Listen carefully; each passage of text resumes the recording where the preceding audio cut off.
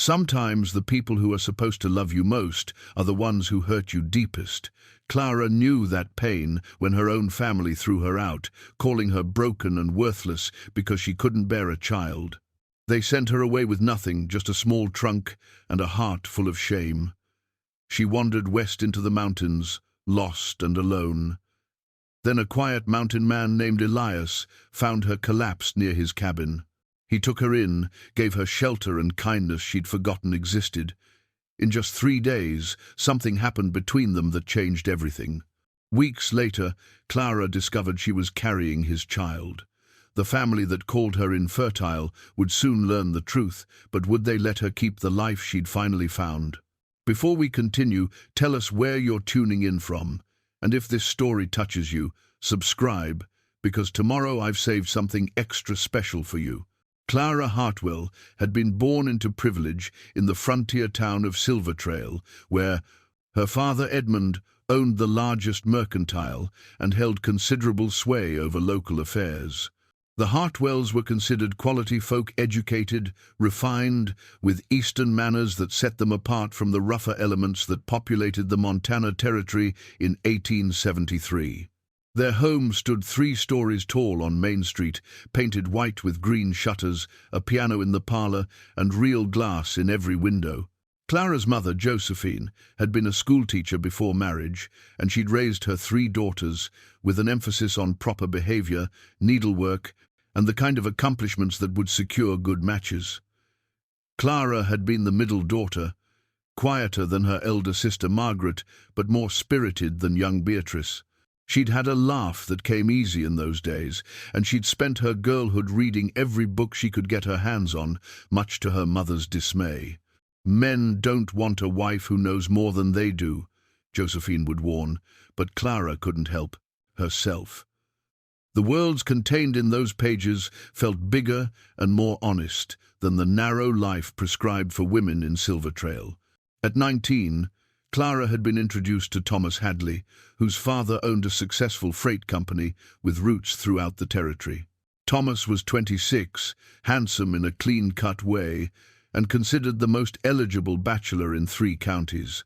The courtship had been brief and formal, chaperoned walks, Sunday dinners, careful conversations about weather and business prospects. Clara had felt neither passion nor particular affection for Thomas, but she'd seen the pride in her father's eyes and heard the excitement in her mother's voice. This was what women did. This was the path to security and respectability. They'd married in the spring of 1868 in a ceremony that had been the social event of the season. Clara wore white silk that her mother had ordered from San Francisco, and the reception had been held in the hotel ballroom with a full orchestra brought in from Helena. She remembered standing beside Thomas, feeling the weight of the silver locket her mother had given her that morning, the one containing a photograph of Clara as a child, laughing in the garden. "Remember your joy," her mother had whispered when she'd fastened it around Clara's neck. "Marriage can be that if you let it, but marriage had not been joy." Thomas had been dutiful but distant, more interested in expanding his business interests than in building a partnership with his wife. Their home was comfortable, their social standing secure, but the intimate spaces of their life together had been marked by awkwardness and obligation rather than affection. Still, Clara had told herself this was normal. This was what respectable marriages looked like. The first year passed, with everyone anticipating news of a pregnancy. Clara's mother would visit and make hopeful comments about preparing a nursery. Thomas's mother, Constance, a formidable woman who managed the Hadley household affairs with an iron hand, would offer pointed observations about young wives and their duties. By the 2nd year, the comments had taken on an edge of concern. By the 3rd year, they'd become accusations thinly veiled as worry. Clara had consulted doctors, tried every remedy suggested by well-meaning neighbors and church ladies. She'd prayed until her knees ached from kneeling on the hard church floor. She'd drunk bitter teas and submitted to examinations that left her feeling exposed and ashamed. Nothing worked. Each month brought the same disappointment, and with it, Thomas's increasing coldness, and his mother's barely concealed contempt. The dinner parties grew more uncomfortable. Clara would watch other young wives cradle their growing bellies or bounce infants on their hips, and she'd feel the weight of pitying glances. Conversations would quiet when she entered rooms. Women who'd once been friendly grew distant, as if her condition might be catching. The word barren began to be whispered, though never quite loud enough for direct confrontation. Thomas stopped coming to her bed entirely after the 4th year. He took business trips that lasted longer than necessary and began spending evenings at the gentlemen's club rather than at home. Clara knew there were rumors of other women, but she could hardly blame him. She'd failed at the one essential task a wife had, providing an heir. By the 5th year, the marriage existed only on paper. Thomas was civil but absent. His mother openly expressed disappointment, suggesting more than once that the marriage should be dissolved so Thomas could find a more suitable wife. Clara's own family, once so proud of the match, grew strained in their interactions. Her father would look at her with a mixture of pity and frustration. Her mother's eyes held sadness and something worse, disappointment that her daughter had turned out to be defective. The breaking point came at a family dinner 6 months ago, when Constance Hadley had announced that Thomas planned to seek an annulment.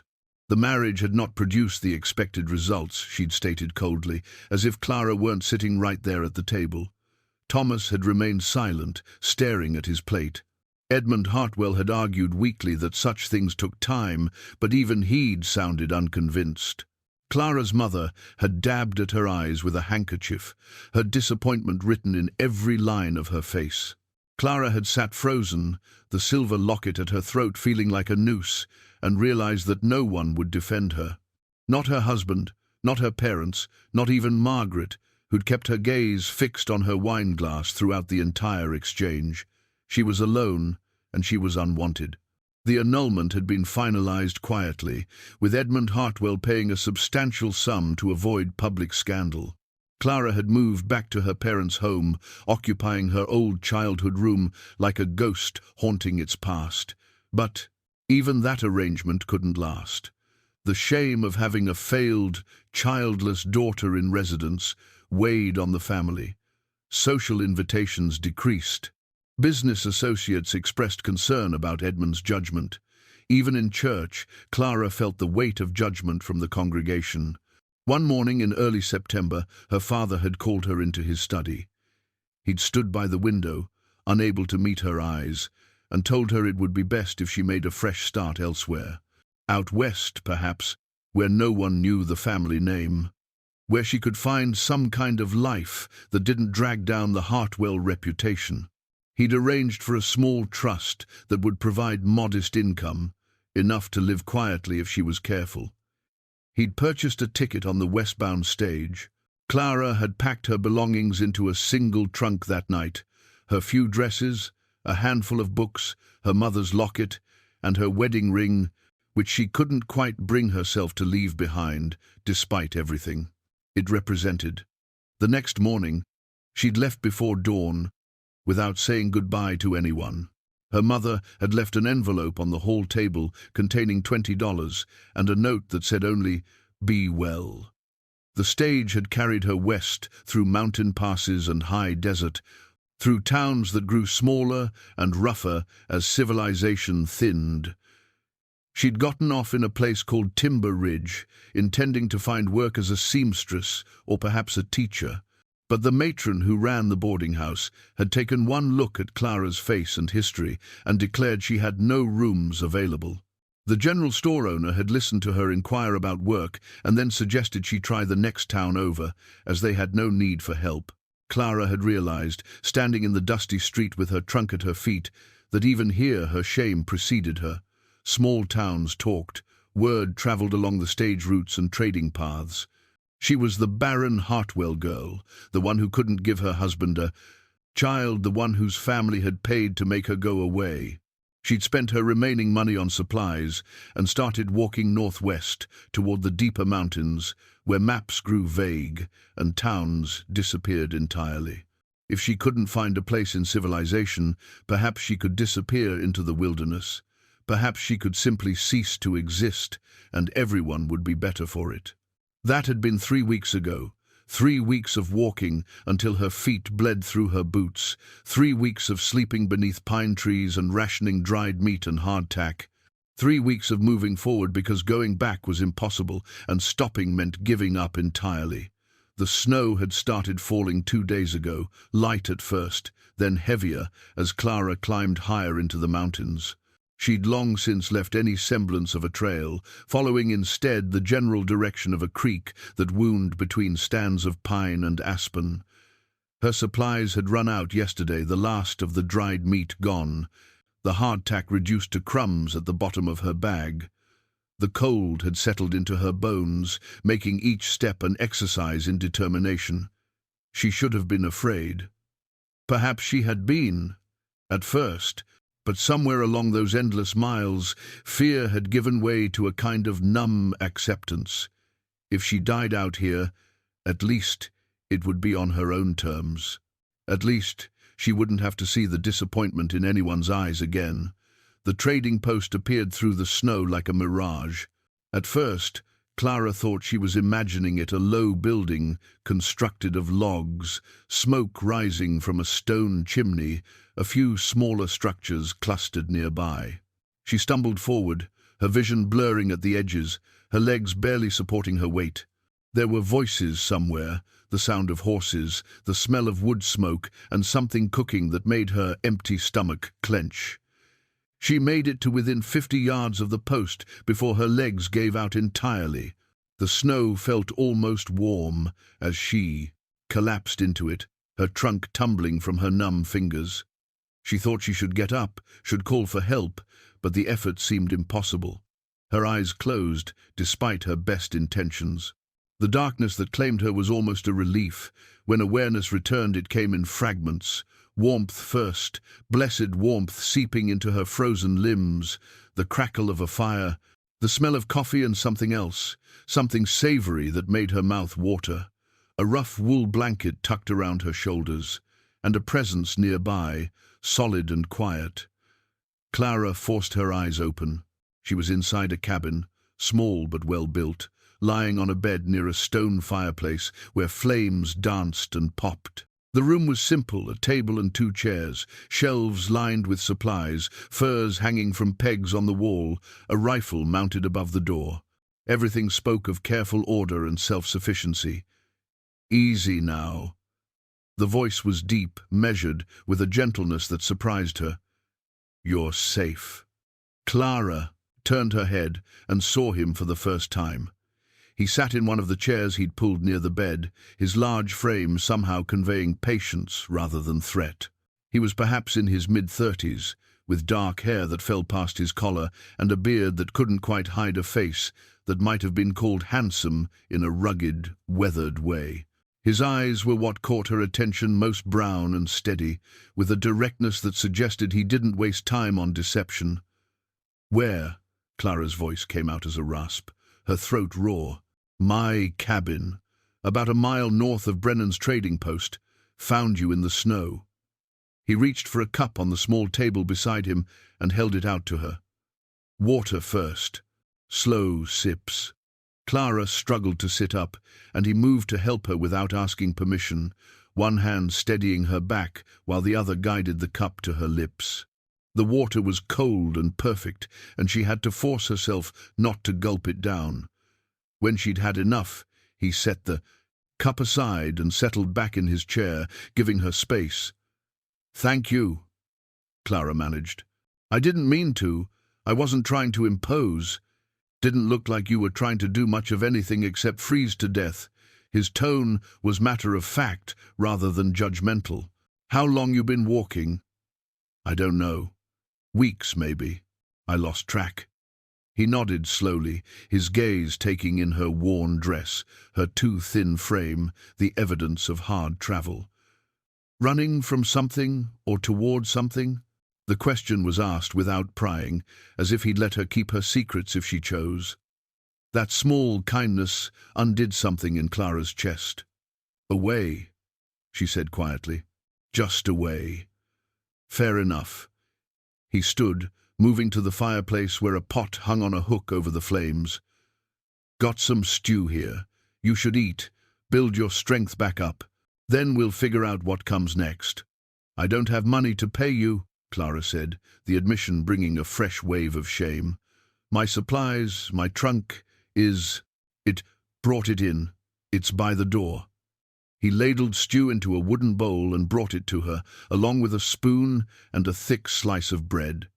"Eat first. We'll talk after." The stew was simple: venison, potatoes, wild onions, but it was the most delicious thing Clara had ever tasted. She ate slowly, aware of his presence, but not oppressed by it. He busied himself with small tasks around the cabin, feeding the fire, checking something in a pot on the stove, giving her privacy to eat without being watched. When she'd finished, he took the bowl and refilled it without comment, bringing it back to her. "More. You need it." Clara accepted the second helping, marveling at this strange situation.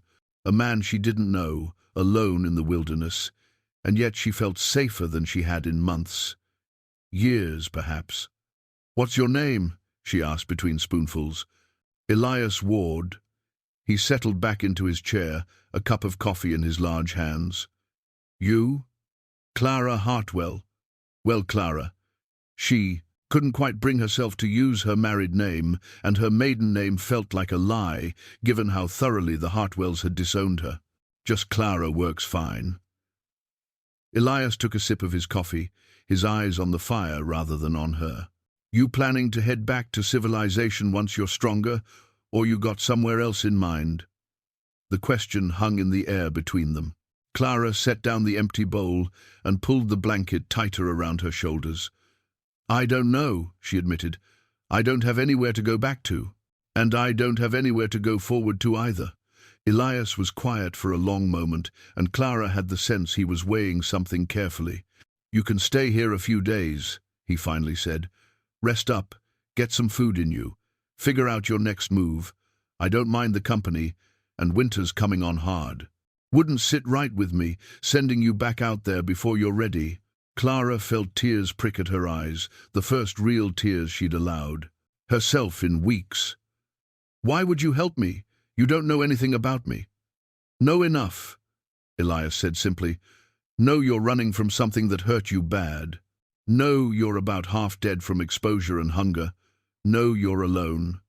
He met her eyes then, and she saw something in his gaze that spoke of recognition. "I know what it's like to want to disappear into these mountains. Did it myself, 8 years back." "What were you running from?" "War, mostly. The things I saw, the things I did. Came back from Appomattox and couldn't settle. Couldn't be around people anymore. Headed west and kept going until I found a place where the noise in my head got quieter." He gestured around the cabin. "Built this. Hunt and trap for a living. Trade furs and meat down at Brennan's Post. It's a simple life, but it's honest, and it's mine." Clara understood that in a way she couldn't have explained, the need for a life that belonged to you alone, free from the weight of others' expectations and judgments. "I won't be a burden," she said quietly. "I can work, I can cook, clean, mend. I'm not helpless. I ran out of options. Everyone runs out of options sometimes." Elias stood and moved to a chest in the corner, pulling out what looked like a folded quilt. "You rest now. We'll talk more in the morning. I'll make up a pallet by the fire." "You don't have to. This is your bed." "I can't. Already made up my mind, Clara." "You take the bed. I've slept on harder surfaces than a cabin floor." His tone brooked no argument, but it was gentle rather than commanding. Clara sank back against the pillow, exhaustion pulling at her despite the rest she'd already had. "Elias," she said as he began arranging the blankets near the hearth, "thank you, truly." He glanced at her, and something in his expression softened. "Get some sleep. Morning comes early in the mountains." She closed her eyes, listening to the crackle of the fire and the quiet sounds of Elias settling in. For the night, for the first time in longer than she could remember, Clara felt safe, not judged, not measured, not found wanting, just safe. The snow continued to fall outside, blanketing the world in white silence. Inside the small cabin, two damaged souls had found unexpected shelter not just from the storm, but from the harsh judgments of the world they'd left behind. Clara's last thought before sleep claimed her was that perhaps running away had actually been running toward something after all. She just hadn't known it yet. Over the next 2 days, a rhythm established itself in the cabin. Elias would rise before dawn, stoke the fire, and prepare coffee while Clara slept. When she woke, there would be breakfast, usually pan bread and bacon, sometimes eggs from the small henhouse he kept near the cabin. He'd go about his work checking his trap lines, chopping wood, repairing equipment, while Clara rested and gradually regained her strength. But she couldn't remain idle for long. It wasn't in her nature, and besides, she needed to feel useful. On the second morning, she insisted on cleaning the breakfast dishes. By afternoon, she'd swept the cabin floor and organized the shelves with his tacit permission. Elias watched her work with something that might have been amusement in his eyes, but said nothing to stop her. That evening, she cooked supper while he worked on mending a leather harness near the fire. The domesticity of it struck them both: the easy companionship, the shared space, the absence of strain or performance. When they sat down to eat the venison steaks and fried potatoes she'd prepared, Elias ate with genuine appreciation. "Been a long time since someone cooked for me," he said, using bread to soak up the last of the pan drippings. "Forgotten what it's like. Been a long time since I cooked for someone who actually seemed to enjoy it," Clara replied, surprised by her own honesty. They talked that night, slowly and carefully, each offering small pieces of their stories. Elias spoke of growing up in Ohio, of enlisting young and seeing too much death, of coming home to find his parents both gone and his sweetheart married to someone else. Clara shared carefully edited pieces of her own past: the arranged marriage, the failure to conceive, the exile from her family. She didn't mention names or places, and Elias didn't ask for them. "They were wrong about you," he said when she'd finished, his voice carrying absolute certainty. "Whatever they said, whatever they made you believe, they were wrong." Clara's throat tightened. "You don't know that. You don't know me." "Know enough," Elias said for the second time since they'd met. "Know you're strong enough to walk alone through a mountain winter. Know you're brave enough to keep going when you had every reason to give up. Know you're kind and capable and worth more than whatever judgment was passed on you." The words settled into Clara's chest like warmth, spreading from the fire. No one had spoken to her with such simple conviction in years. No one had looked at her and seen value rather than deficiency. "I don't know how to repay you for your kindness," she said softly. "Don't need repayment. Just need you to stop looking at yourself through their eyes and start seeing what's actually there." He stood, stretching his tall frame. "You can stay as long as you need to. No conditions, no expectations. Just stay." That night, lying in the darkness while the fire burned low and Elias's breathing deepened into sleep, Clara made a decision.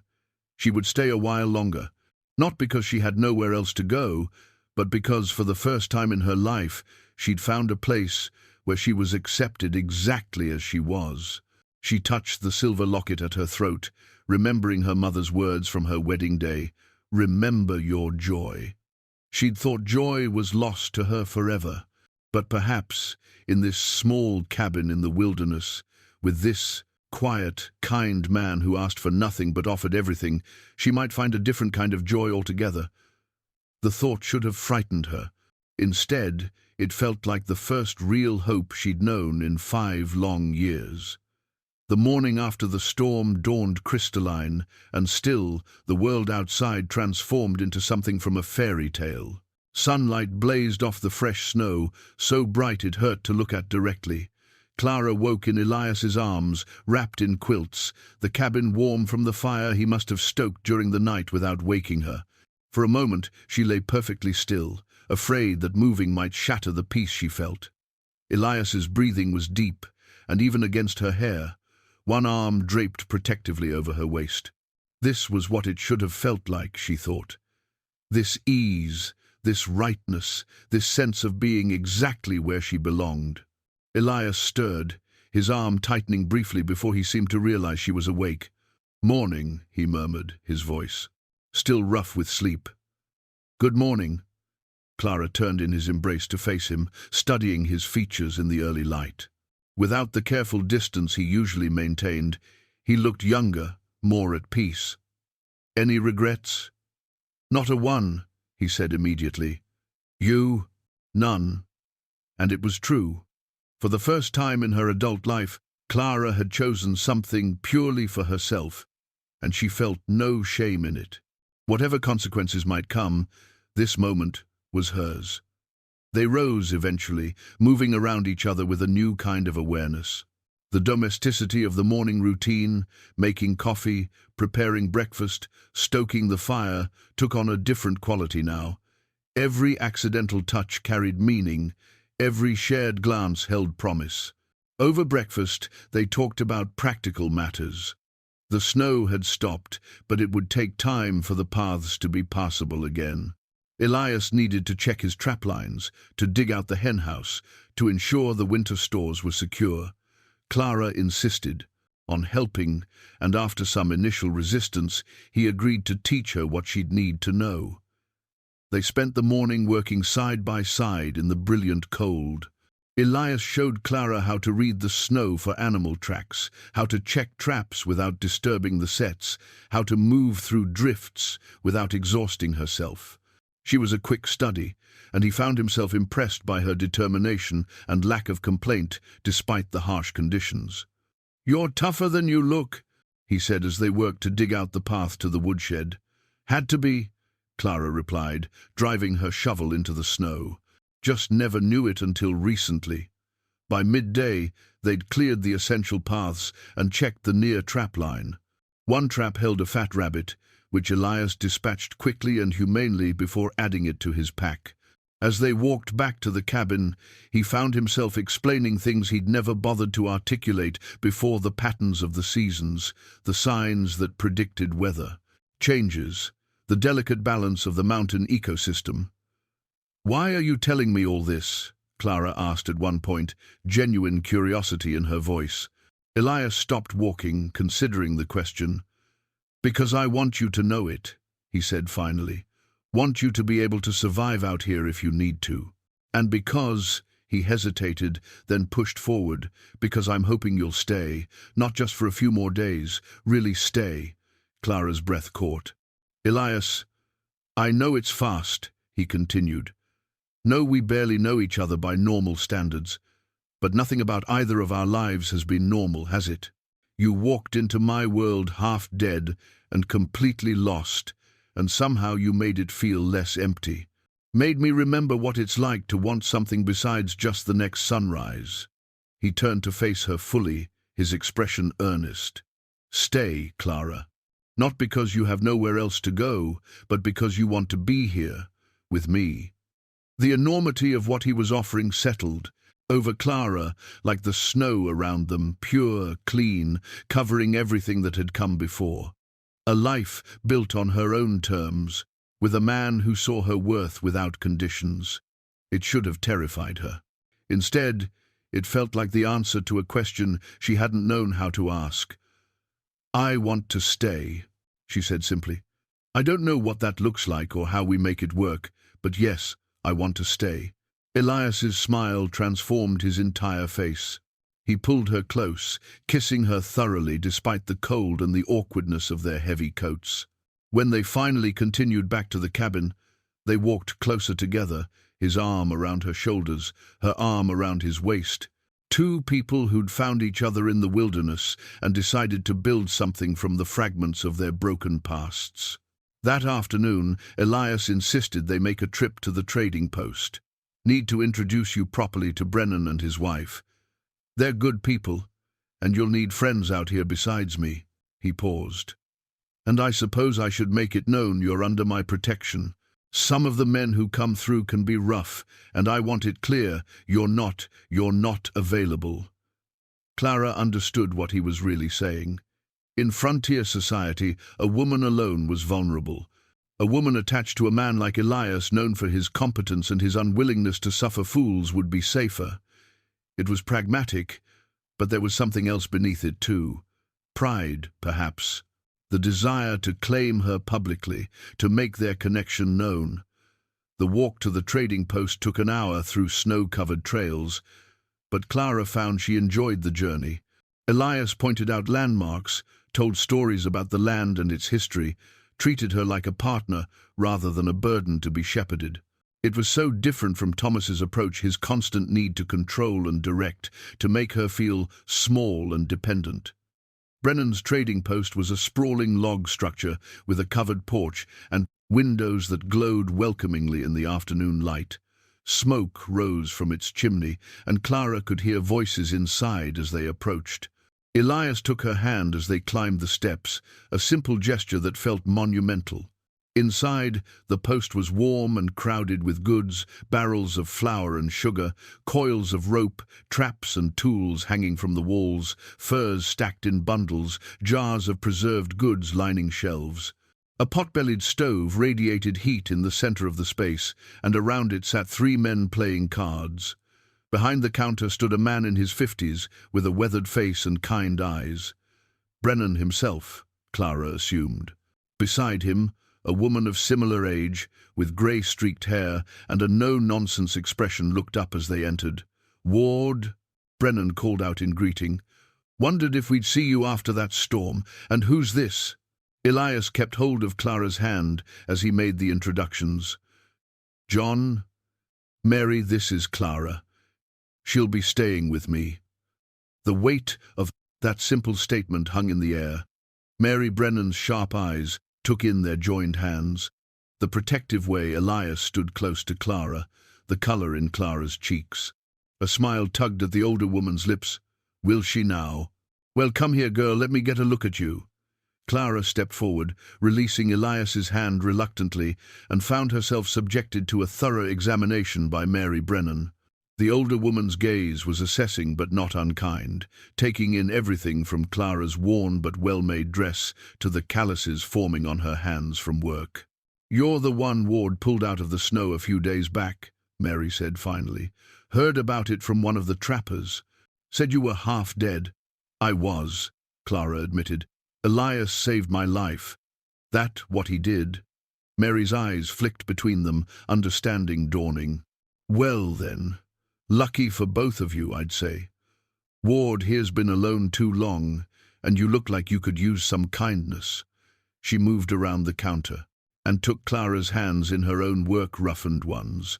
"You're welcome here, Clara. This can be a hard country for a woman alone, but you won't be alone. I'll see to that." The unexpected kindness brought tears to Clara's eyes. "Thank you," she managed. I'm grateful. Nothing to be grateful for. Women look out for each other out here. Have to." Mary released her hands and turned to Elias. "You treating her right, Ward?" "Doing my best," Elias said, a hint of amusement in his voice. "See that you keep doing it." Mary's tone was stern, but her eyes were warm. "Now, what can we do for you? Need supplies?" They spent the next hour at the post, purchasing coffee and flour, dried beans and sugar, needles and thread. Clara noticed that Mary included small gifts with their goods, a bar of lavender soap, a packet of chamomile tea, a new comb. "For settling in," she said firmly when Clara tried to refuse. One of the card players, a grizzled trapper named Hoskins, studied Clara with open curiosity. "You're a long way from civilization, miss. What brings a lady like you to these parts?" "Same thing that brings most people," Clara said evenly. "A need for a fresh start. Running from something?" "Walking towards something," she corrected, her voice firm. Elias's hand found hers again, a silent show of support. Hoskins grunted but nodded, apparently satisfied. "Fair enough. Ward's a good man.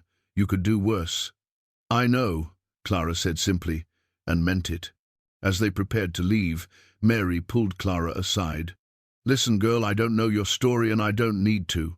But if you ever need anything, someone to talk to, help with woman matters, anything at all, you come to me. Understand?"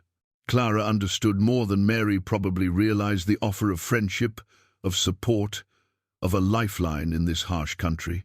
"Thank you," she said again, and this time the tears that threatened were ones of gratitude rather than grief. Walking back to the cabin, in the fading afternoon light, Clara felt something shift in her chest. She wasn't just surviving anymore. She was beginning to build a life, a real life, with connections and purpose and hope. The mountains that had seemed like a place to disappear now felt like a place to be found. 4 weeks had passed since Clara first opened her eyes in Elias's cabin, and autumn had fully surrendered to winter. The days had fallen into a rhythm that felt as natural as breathing, waking together, working side by side, sharing meals and stories, and the quiet comfort of companionship. Clara had never known that life could feel this way, so simple and yet so full. She was hanging laundry near the stove one afternoon when Elias returned from the trading post with more than just supplies. His expression was troubled as he entered, and Clara felt a chill that had nothing to do with the winter cold. "What is it?" she asked, setting down the shirt she'd been folding. Elias set his pack on the table and pulled out an envelope, its paper fine and sealed with red wax bearing a crest. Clara recognized immediately the Hartwell family seal. Her stomach dropped. "Brennan said this came on the stage 3 days ago. Been holding it, waiting for me to come in." Elias held it out to her, his expression concerned. "It's addressed to you. Someone knew to send it to the trading post." Clara took the letter with trembling hands, staring at the elegant script of her name, Miss Clara Hartwell, care of Brennan's trading post. Not Mrs. Thomas Hadley. They'd stripped her of even that small claim to respectability. "Do you want privacy?" Elias asked gently. "No. Stay." Clara needed his solid presence as she broke the seal and unfolded the thick paper. The handwriting was her sister Margaret's, and just seeing those familiar loops and curves made Clara's chest ache. "Dearest Clara," the letter began, "I hope this finds you well and safe. Mother has been beside herself with worry since you left. Father won't speak of you at all, which tells me he feels more guilt than he's willing to admit. I've missed you terribly. I'll be direct, as you always appreciated that about me. Word has reached Silver Trail that you're residing in the mountain territory, staying with a trapper named Ward. The news came through, Mr.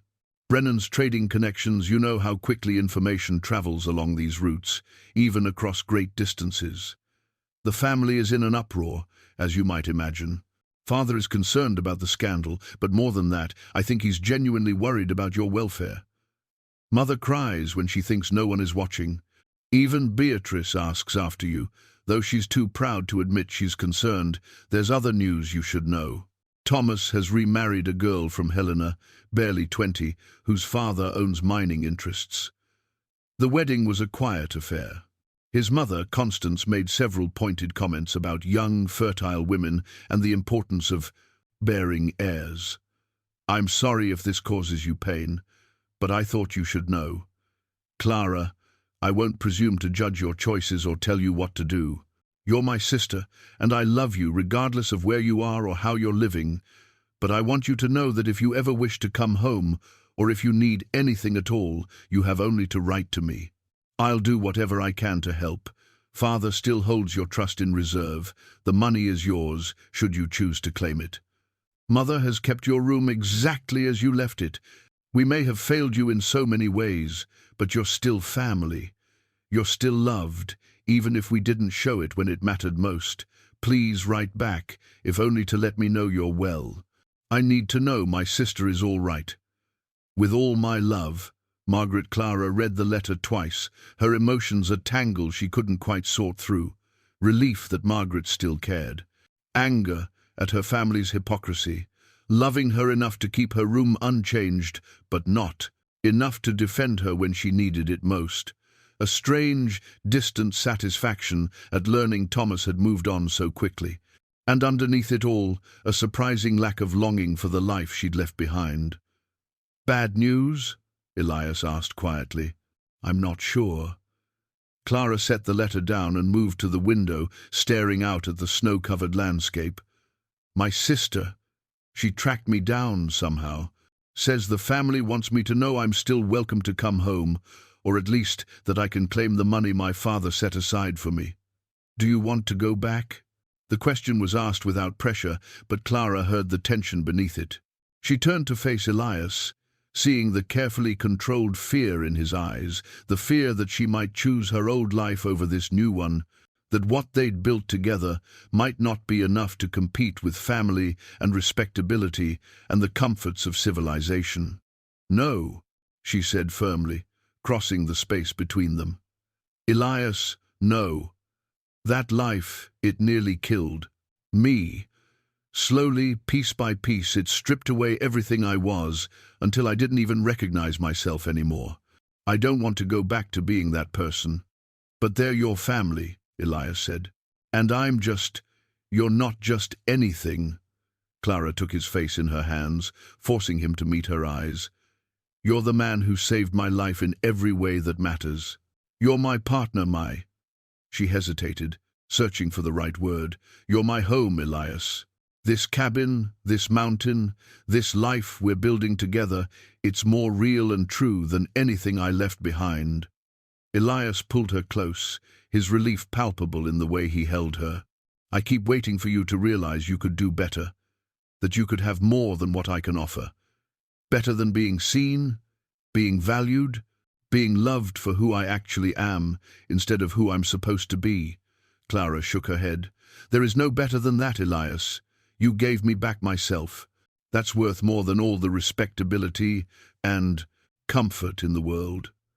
They stood together in the afternoon light, holding each other as the shadows lengthened across the snow. Eventually, Clara pulled back enough to look up at him. I should write back, though. Let Margaret know I'm safe and happy. She deserves that much. Of course, Elias agreed. We can take the letter to the post tomorrow. That evening, Clara sat at the small table with paper and pen. Elias had purchased months ago, but rarely used. She wrote carefully, choosing her words with precision. Dear Margaret, she began. Thank you for your letter. It brought me comfort to know you're thinking of me, and I'm grateful for your concern. I want you to know that I'm well better than I've been in years, perhaps ever. The mountains are harsh but beautiful, and I've found a peace here I never thought possible. Mr. Ward is a good man, honorable and kind, and I'm grateful for his protection and companionship. Please tell Mother not to worry. I understand Father's position and harbor no ill will toward the family. You all did what you thought was best, and I've come to see that leaving Silver Trail was the best thing that could have happened to me.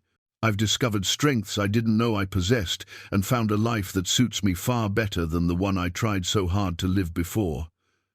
I'm happy, Margaret, truly happy.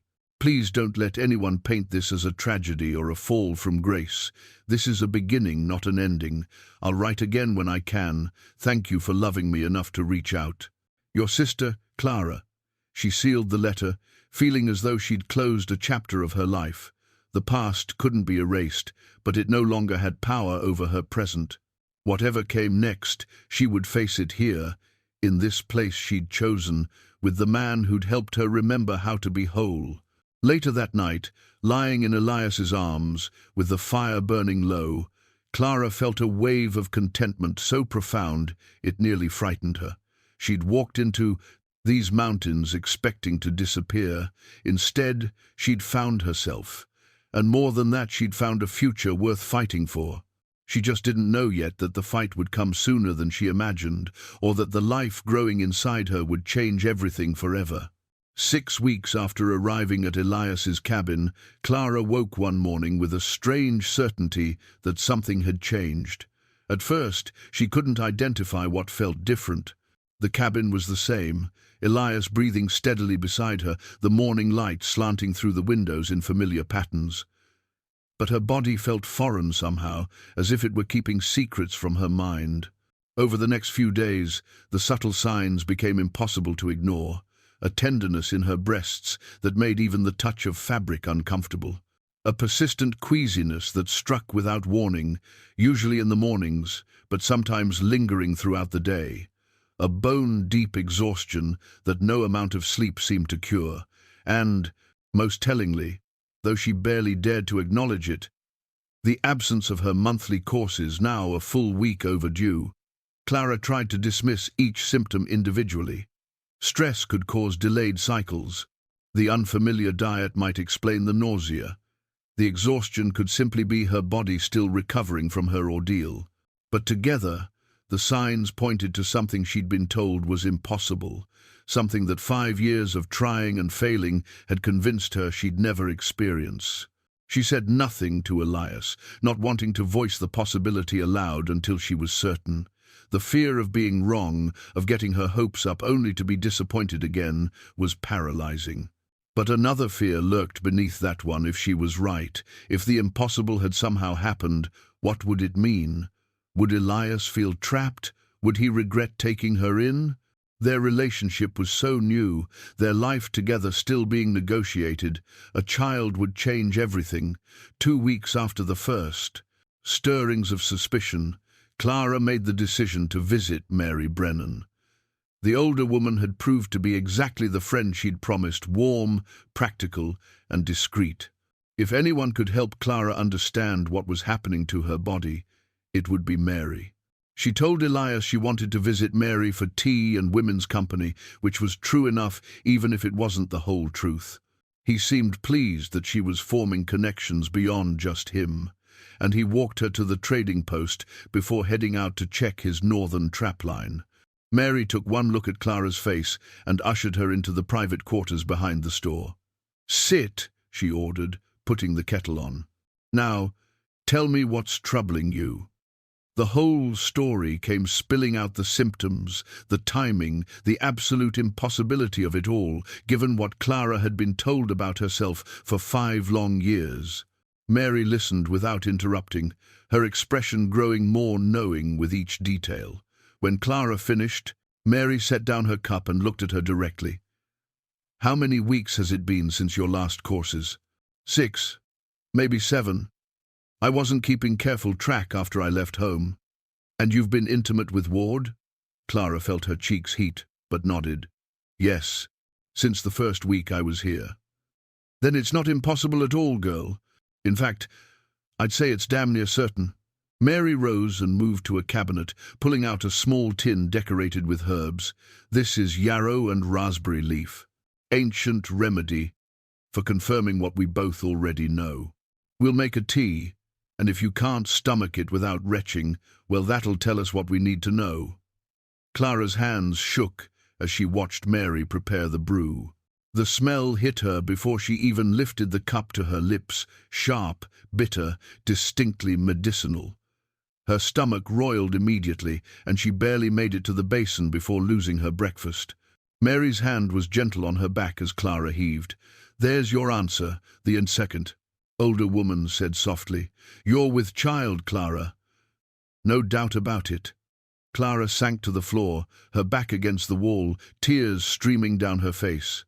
"But they said everyone said I was barren. 5 years, Mary.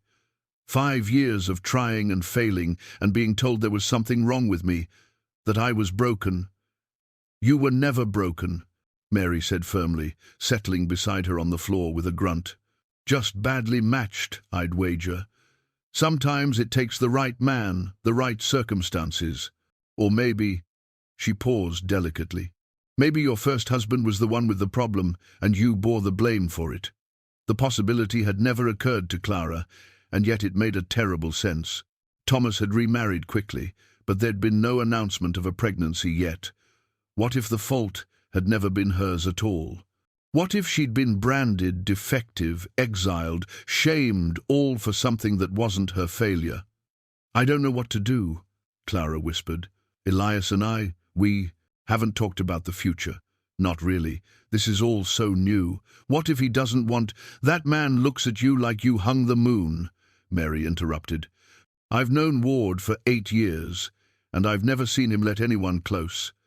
Then you showed up, and suddenly he's making trips to town just to buy you lavender soap and hair ribbons." He's not going to run, girl. If anything, he'll probably build a cradle before you can blink." Clara laughed, despite her tears. "You really think so?" "I know so." Mary hauled herself up and offered Clara a hand. "Now, you need to tell him. Soon.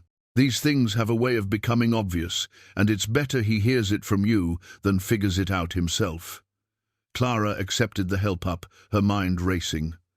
A baby. She was going to have a baby.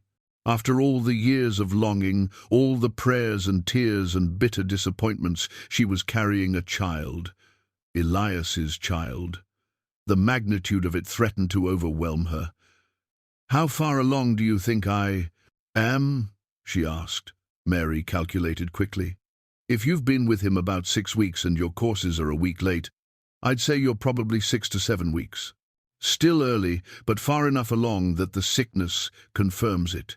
You'll start showing in another month or so, maybe sooner with it being your first. Her first." Clara pressed a hand to her still flat stomach, trying to imagine the life growing there. A tiny person, half her and half Elias, already taking shape in the darkness of her womb. The miracle of it stole her breath. Mary provided her with ginger root for the nausea and raspberry leaf tea to support the pregnancy, along with firm instructions to eat well, rest often, and avoid heavy lifting. "And tell Ward," she added as Clara prepared to leave. "Today, Clara, don't let fear keep you silent." The walk back to the cabin seemed both too long and too short. Clara's mind spun with 1,000 different ways to break the news, 1,000 possible reactions. What if Elias felt trapped? What if he regretted their intimacy? What if she stopped herself? Elias wasn't Thomas. He wasn't her father or her mother or any of the people who'd found her wanting. He'd looked at her with clear eyes from the beginning and chosen her anyway. She had to trust that he'd meet this news with the same steady strength he brought to everything else. The cabin was empty when she arrived, but Clara could see fresh tracks leading from the woodshed. Elias was working nearby. She put the kettle on and tried to calm her racing heart, rehearsing and discarding a dozen different opening lines. He found her standing at the window 20 minutes later, staring out at the snow-covered pines without really seeing them. "Clara?" His voice held immediate concern. "What's wrong? Is everything all right?" Clara turned to face him, and whatever he saw in her expression made him cross the cabin in 3 long strides. "Talk to me," he said, his hands gentle on her shoulders. "Whatever it is, we'll handle it together. I'm pregnant." The words came out in a rush, too blunt, too stark. "I'm carrying your child, Elias. I know we haven't. I know this is fast and we didn't plan it, but Mary confirmed it, and I don't know what to think or how to feel, because they told me it was impossible. They said I couldn't, but I am. And I just." Elias's hands tightened on her shoulders, his eyes searching her face with an intensity that made her breath catch. "Say that again." Slowly this time. "I'm pregnant," Clara repeated, her voice steadier. "About 6 weeks along, Mary thinks. I'm going to have a baby."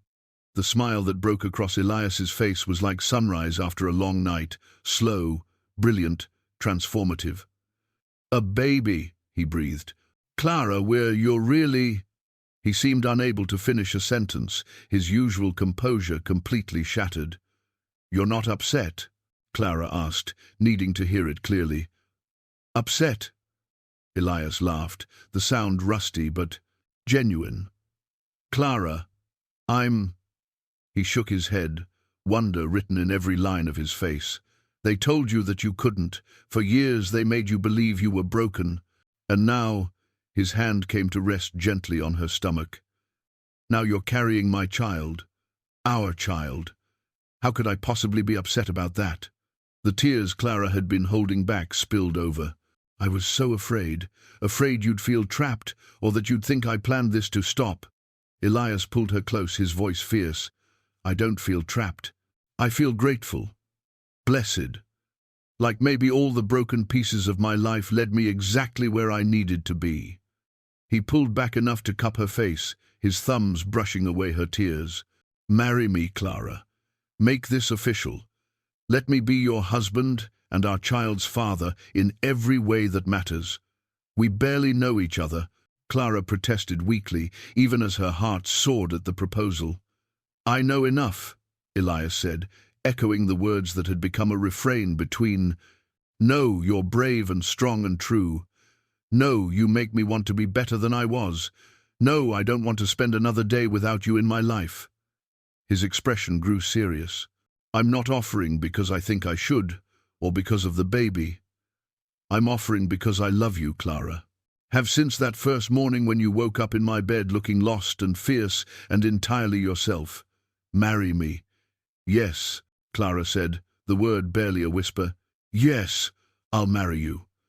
Elias kissed her then, deeply and thoroughly, his hands gentle on her back, as if she'd suddenly become fragile. When they finally parted, both were smiling through their tears. "We'll go to the post tomorrow," Elias said, already planning. "Get married proper, with witnesses. Then we'll need to prepare. Build a cradle, get supplies for the baby. God, Clara, we're going to have a baby." They spent the evening making plans, their voices quiet but excited, hands frequently finding her stomach as if to confirm the life growing there. Clara felt lighter than she had in years, the weight of shame and failure finally lifting. She wasn't broken. She'd never been broken. She'd just been waiting for this, for Elias, for this cabin, for this new life taking shape inside her. That night, as they lay together in the darkness, Elias's hand resting on her belly, Clara thought about her family back in Silvertrail. They'd called her worthless, barren, a shame upon the family name. Soon they'd hear the news that the daughter they'd exiled was expecting a child. The vindication should have felt sweet, but instead, Clara just felt a profound sense of rightness. This baby wasn't about proving anyone wrong. This baby was simply about love and new beginnings and the future she and Elias were building together. "What are you thinking?" Elias murmured in the darkness. "That I'm happy," Clara said simply. "For the first time in my adult life, I'm truly, completely happy." Elias pressed a kiss to her temple. "Get used to it," he said, "because I plan to keep you that way for as long as we both shall live." And in that moment, Clara believed him. 2 months had passed since Clara discovered she was pregnant, and the mountains had settled into the deep cold of January. She was 3.5 months along now, her condition no longer a secret but a visible fact that drew warm smiles from Mary Brennan and respectful nods from the men at the trading post. Clara Ward, as she was now known, wore her pregnancy with a quiet pride that would have astonished the girl who'd left Silvertrail in shame. The marriage ceremony had been simple but meaningful, performed by a traveling minister who made his circuit through the mountain settlements every few months. Mary and John Brennan had stood as witnesses, and Elias had produced a simple gold band that had belonged to his mother. Clara had removed her old wedding ring, the one from Thomas, and buried it deep in the snow behind the cabin. She wore Elias's ring now, and it felt right in a way the first one never had. Life had taken on new patterns. Elias worked shorter trap lines now, never venturing far enough from the cabin to be gone more than a few hours. He'd begun construction on a cradle, working by lamplight in the evenings, while Clara sewed tiny clothes from fabric.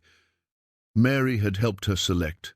They talked endlessly about names and possibilities, making plans for a future that felt solid and real. Then the messenger arrived. It was a bitter afternoon in late January when a rider came to the trading post asking after Clara Ward, formerly Clara Hartwell. John Brennan sent word to the cabin immediately, his message terse and concerning family business. "Come quick!" Elias and Clara made the trip to the post in tense silence, both understanding that whatever news had reached them from Silvertrail wouldn't be simple. The rider was waiting inside, a young man Clara didn't recognize, warming himself by the stove. He stood when they entered, pulling an envelope from his coat. "Mrs. Ward," he asked, and Clara nodded. "I've been paid to deliver this and wait for a response, if you're willing to give one." The envelope was heavy paper, expensive, with her father's handwriting on the outside, Mrs. Clara Ward, Mountain Territory. The use of her married name surprised her. She broke the seal with trembling fingers, aware of Elias standing close beside her, Mary and John Brennan watching with concern. The letter was brief, her father's normally steady script showing signs of agitation in the irregular slant of the letters. "Clara, word has reached us that you have married and are expecting a child. I will not ask how this information traveled so quickly through trading channels frontier.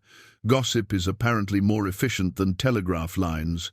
Your mother is beside herself. Margaret is confused and hurt that you didn't inform the family directly. The entire town is talking, and the Hadley family has made several pointed comments about timing and propriety that I will not repeat here. I write not to judge, but to inform you of our intentions. Your brother James and I will be departing Silver Trail within the week, weather permitting. We intend to visit you, assess your situation, and discuss your future. A woman in your condition should be with family, properly situated, with access to doctors and the comforts befitting her station. We will arrive at Brennan's trading post by the first week of February. I trust you will make yourself available to meet with us." Your father, Edmund Hartwell Clara, read the letter twice, her hands shaking so badly that Elias gently took the paper from her and read it himself. His expression darkened with each line. "Assess your situation," he read aloud, his voice tight with anger, "as if you're a piece of property to be inspected." "They're coming here," Clara said, her voice barely above a whisper. "They want to take me back. I know they do. This talk of doctors and comfort, they think I'm making a mistake." They think wrong," Elias said firmly. He turned to the messenger. "You can tell Mr. Hartwell that his daughter is well cared for, married, legal and proper, and has no intention of leaving her home. Her husband will be present for any discussion he wishes to have." The messenger shifted uncomfortably. "Sir, I was paid to deliver the letter and bring back a response if offered. I don't want any part of family business beyond that." "Then tell them she received the letter," Elias said curtly. "That's response enough." After the messenger departed, Clara sank into a chair, her hand instinctively moving to her stomach, where the baby was just beginning to show. "They'll try to take me back," she said again. "My father can be very persuasive when he wants something. And if he's bringing James, they can try all they want," Elias said, kneeling in front of her chair so their eyes were level. "But you're my wife now, legally, morally, and in every way that matters. They have no claim on you, and they certainly have no claim on our child." Mary Brennan crossed the room and laid a hand on Clara's shoulder. "Ward's right. You're a married woman. Your father can't force you to do anything, and if he tries—" Her expression hardened. "Well, he'll find that mountain folk take care of their own. You're one of us now, Clara." John Brennan nodded his agreement. "We'll spread the word. Make sure folks know you're under Ward's protection, and that any interference with that will be met with resistance. Your father may have influence in Silver Trail, but out here, that doesn't mean much." Clara felt tears prick at her eyes, overwhelmed by the support. In Silver Trail, she'd been alone, even surrounded by family. Here, in this rough frontier community, she'd found people willing to stand with her. "Thank you," she managed. "All of you. I don't want trouble, don't want to cause problems." "You're not causing anything," Elias said firmly. "They're the ones bringing trouble to your door.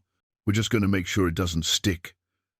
That evening, back at the cabin, Elias and Clara made careful plans. They discussed what Clara would say, how they'd present their situation, what boundaries needed to be set. Elias was adamant that Clara wouldn't face her father alone, and she was grateful for his steady presence. "What if they offer money?" Clara asked at one point. "My father has means. He might try to buy you off, convince you to—" "Clara." Elias took her hands in his. There's no amount of money in the world that would make me give you up. You understand that? You and this baby, you're my family now. That's not negotiable." They talked late into the night, preparing for every scenario they could imagine. But beneath the practical planning, Clara felt the old fears stirring. What if her family was right? What if she was being selfish, choosing her own happiness over the material advantages they could provide? What if their child would be better off with the Hartwell name and fortune behind it? Elias seemed to sense her doubts. "Tell me what you're thinking," he said, as they lay in the darkness. "I'm thinking that I love you, and I love this life we're building. But I'm also thinking about our child growing up in a one-room cabin versus growing up with every advantage my family's money could provide. Is it selfish to choose this? To choose us? Is it selfish to choose honesty over pretense? Love over convenience? Real family over one based on obligation and judgment?" Elias's voice was gentle but firm. "Clara, our child won't grow up with a silver spoon, but they'll grow up knowing they're loved without condition. They'll learn to be strong and self-sufficient. They'll see their mother stand up for what she believes in, and their father work hard to provide. Those are advantages money can't buy." "You really believe that?" "I know it. I grew up poor, Clara. My parents worked a small farm in Ohio, barely scraping by. But I never doubted I was loved, never questioned my worth. That foundation carried me through war and loss, and years alone in these mountains. Your family's money couldn't do that for you, could it? All their wealth and position, and you still ended up believing you were broken." Clara absorbed his words, feeling their truth settle into her bones. "You're right," she said quietly. "I don't want our child growing up the way I did, measured by impossible standards, valued only for what they can provide to the family reputation." "Then we stand firm," Elias said, "together. When your father comes, we face him as a united front. We show him you're happy, healthy, and exactly where you choose to be. And if he can't accept that," Elias's arm tightened around her, "then that's his loss, not yours." The next few days were spent in preparation of a different kind. Clara wrote a careful letter to Margaret, informing her sister of the pregnancy and the upcoming marriage before their father's visit. She wanted Margaret to hear the news from her directly, wanted her sister to understand this wasn't a desperate mistake, but a deliberate choice. Elias, meanwhile, made his own preparations. He took Clara to the trading post and made their situation clear to everyone who frequented it. His wife was expecting. Her family was coming to visit. Any man who valued Elias's goodwill would make it known that Clara Ward was a respected member of this community, and that any attempt to undermine her marriage would be met with unified resistance. The response was immediate and heartening. Hoskins, the grizzled trapper who'd questioned Clara when they first met, made a point of tipping his hat to her and congratulating Elias on his good fortune. Other men, trappers, traders, a few settlers from the surrounding areas offered similar gestures of respect. Even the rough types, who normally kept to themselves, nodded acknowledgement of Clara's standing. Mary Brennan took Clara aside one afternoon and pressed a small package into her hands. "For when your father arrives," she said, "it's a good dress, only worn once. My daughter's, before she moved to Denver. You should meet them looking prosperous, not like you've been suffering." The dress was beautiful, deep blue wool with modest lace at the collar and cuffs, perfectly respectable and well-made. Clara tried to refuse, but Mary was insistent. "You'll wear it and look every inch the proper mountain wife you are. Show them you haven't fallen, you've risen." The last few days of January crawled by with agonizing slowness. Clara's nerves were stretched thin, her sleep interrupted by dreams of confrontation. Elias remained a steady presence, his confidence never wavering, even when hers faltered. On the morning of February 3rd, word came from the trading post. 2 men had arrived from the east, asking after Clara Ward. Edmund Hartwell and his son James had come, and they were waiting at Brennan's establishment. Elias helped Clara into Mary's dress, his hands gentle as he fastened the buttons up her back.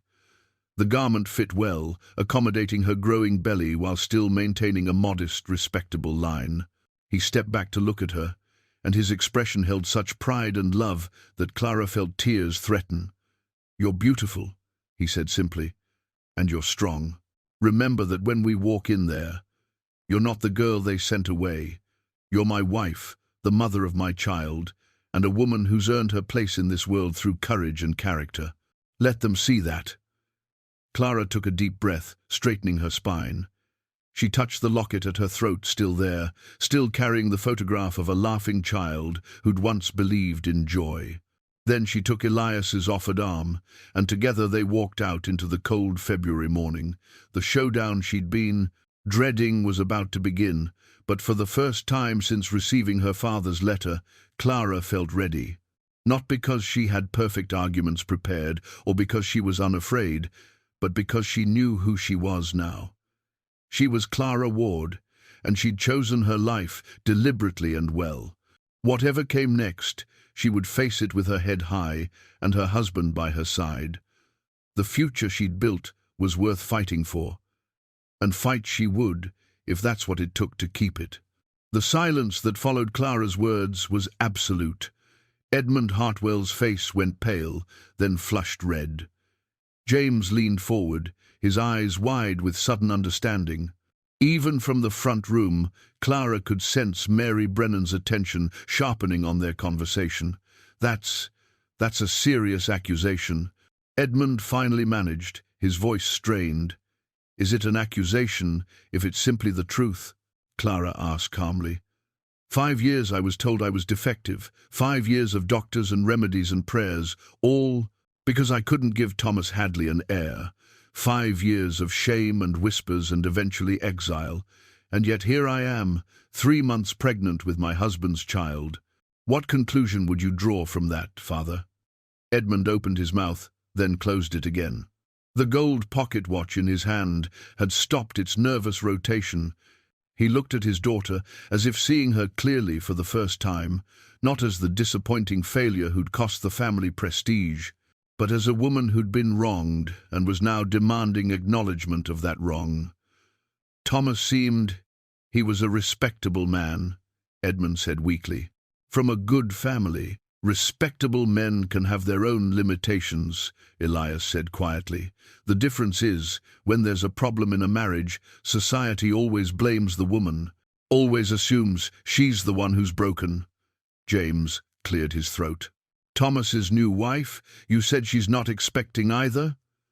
Not that I've heard, Edmund admitted, but it's only been a few months. It was only a few weeks for Clara, James pointed out, and Clara felt a rush of gratitude for her brother's support. If the pattern holds, Father, then Clara's right. And if she's right, then we... He stopped, his expression pained. Then we owe her more than just an apology. I don't want apologies, Clara said, though the acknowledgement from James warmed her heart.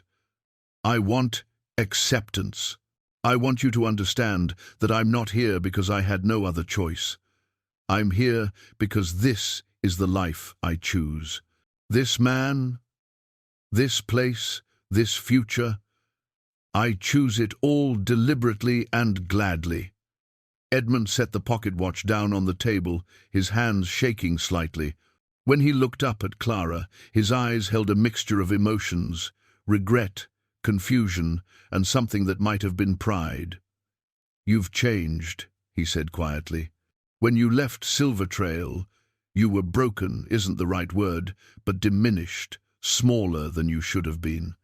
Now you sit here, defending your choices, standing up to me, looking more like your mother did when I first met her than you ever did at home. Because now, I'm allowed to be myself, Clara said simply. Without judgment, without impossible expectations, without constantly being measured against standards I could never meet. I wanted what was best for you, Edmund said, and for the first time, his voice held genuine emotion rather than formal concern. Your mother and I both did.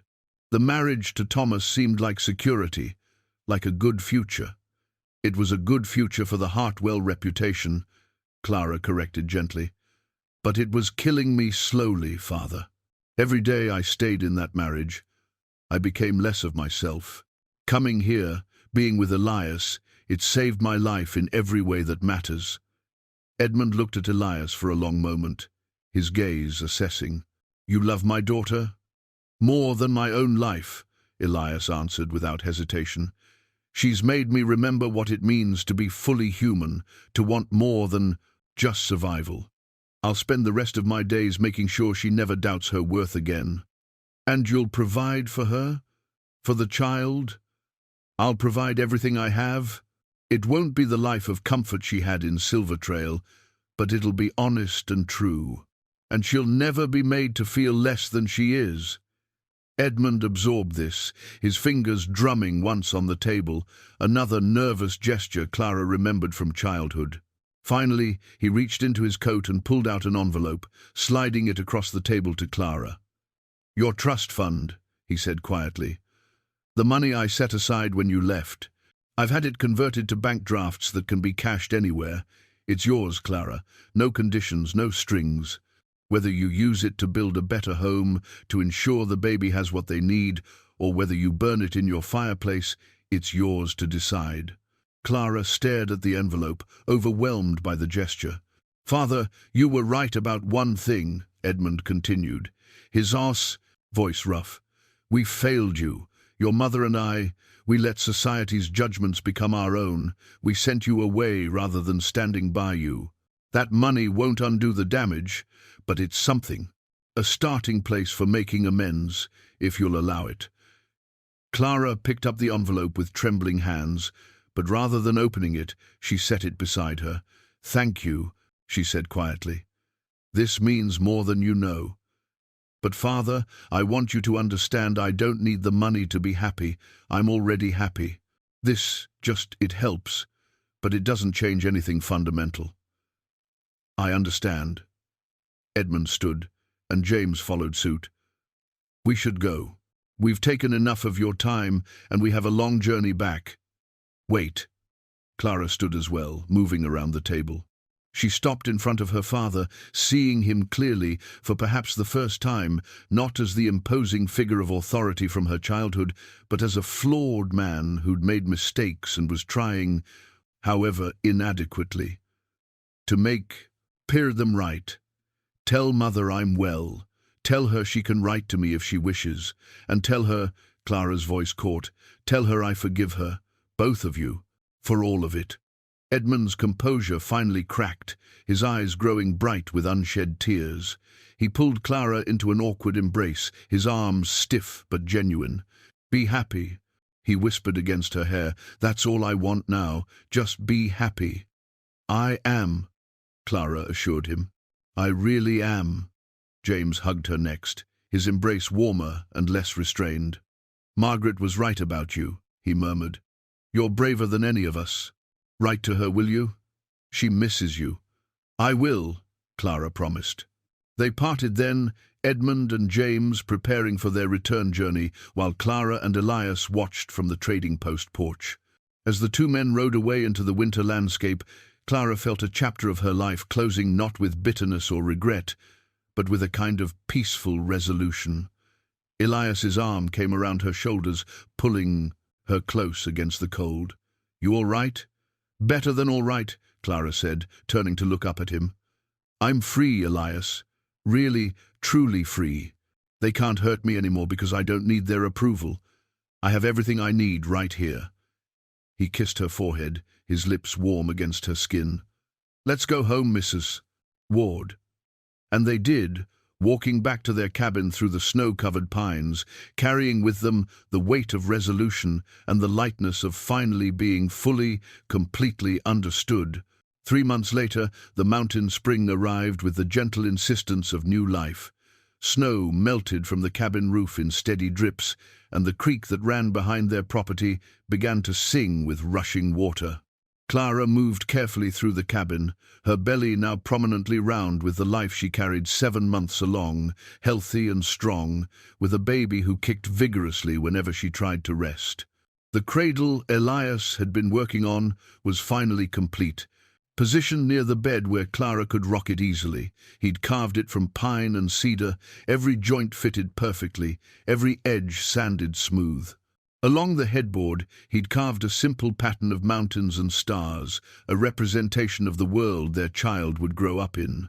It was the most beautiful thing Clara had ever seen, made more precious by the hours of patient work it represented. She stood at the window now, watching Elias work in the yard.